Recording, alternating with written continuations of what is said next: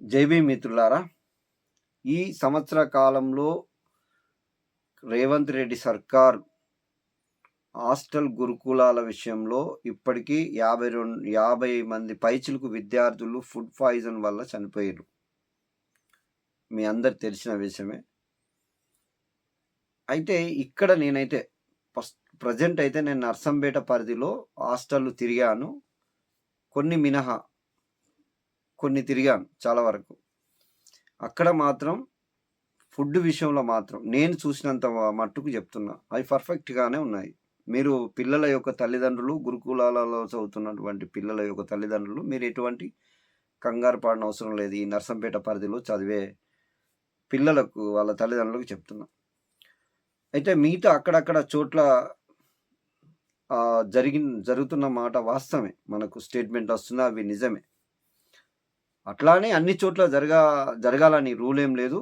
ఇప్పటి వరకు ఇక్కడైతే కొంచెం పర్ఫెక్ట్ ఉన్నది. మీరు కంగారు పడనవసరం లేదు.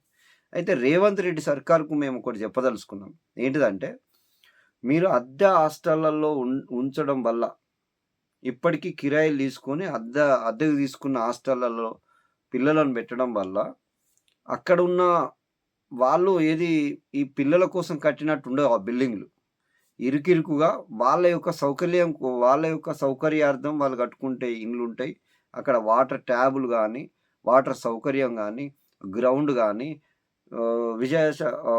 ప్రదేశం గానీ అక్కడ ఉండదు. వాళ్ళు ఆ ఇబ్బందులకు గురై ఆ ఇరుకు ప్రదేశంలో స్నానాలు చేయక, బాత్రూమ్‌లు సరైనయి లేక ఎక్కువ మంది పిల్లలుంటారు. తక్కువ 1, 2 బాత్రూమ్‌లు ఉంటే వాళ్ళు ఇబ్బందయితది. ఎందుకంటే ఆ ఇల్లు మనది కాదు. అది అద్దెకు తీసుకున్న బాపతి. అలాంటప్పుడు పిల్లలు ఇబ్బంది పడి చాలా ఘోరమైన పరిస్థితులు ఉంటానని అప్పటికే మన కేసీఆర్ ప్రభుత్వంలో కూడా మందలియడం జరిగింది. మరి మీరు కూడా ఇప్పటివరకు వాళ్ళకు ఎటువంటి సౌకర్యం చేస్తారని కనీసం ఇప్పటివరకు అనౌన్స్‌మెంట్ చేయలేదు. మీరు వాటికి మేము ఇది చేస్తున్నాం, అది చేస్తున్నాం అని కూడా ఏది తీసుకురాలేదు. మీరు జీవో కూడా తీసుకురాలేదు. మరి అలాంటప్పుడు పిల్లలు అలాంటి ఇరుకు అయిన ప్రదేశాల్లో చేస్తుంటే ఎక్కడ ప్రిన్సిపాల్‌కి దెబ్బొస్తది. ఆ తర్వాత వార్డెన్‌కొస్తది. మరి మీరు చేసిన తప్పిదం వల్ల వాళ్ళ మీదకి మనం మరి పరిస్థితి వస్తుంది. వాళ్ళ మీదకి వాళ్ళే సరిగ్గా చూస్తలేరన్న పరిస్థితికి రావడం జరుగుతుంది. అంటే మీరు చేస్తున్నారు. నింద వాళ్ళ మీద వెళ్ళిపోతుంది. మరి అదే వాళ్ళు ప్రశాంతమైన అంటే ఒక విశాలమైన ప్రదేశంలో మనం హాస్టల్ కోసమే కట్టిన బిల్డింగ్‌లయితే వాళ్ళకి ఎటువంటి ఇబ్బంది ఏమి ఉండదు. ఇప్పుడు కొన్ని గవర్నమెంట్ హాస్టళ్లలో చెట్లు పెరిగినాయి. చెత్త పెరిగింది. దాన్ని తీసేయడానికి మళ్ళా వాళ్ళ జేబు నుంచి పెట్టుకోవాల్సిన పరిస్థితి ఏర్పడుతుంది. మరి మీరు అలాంటి చెత్త పెరిగిన దగ్గర మీరెందుకు హాస్టళ్లలో మీరు క్లీన్ చేస్తలేరు? మీరు క్లీన్ చేయాలి గదా! అది అంటే పెద్ద పెద్ద చెట్లయితే వాళ్ళు కొట్టియలేరు గదా! సార్ వాళ్ళు కొట్టియలేరు, ప్రిన్సిపాల్ కొట్టియలేరు, వార్డెన్ వాళ్ళు కొట్టియలేరు గదా!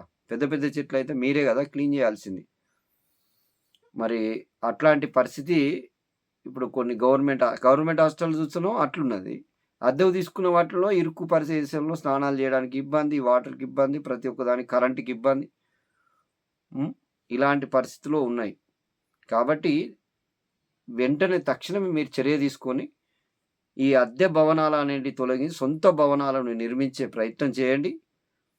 లేకపోతే రాబోయే కాలంలో మీరు దీనికి తగ్గ మూల్యం చెల్లించక తప్పదు. కాబట్టి ఎట్టి పరిస్థితిలో ఇలాంటి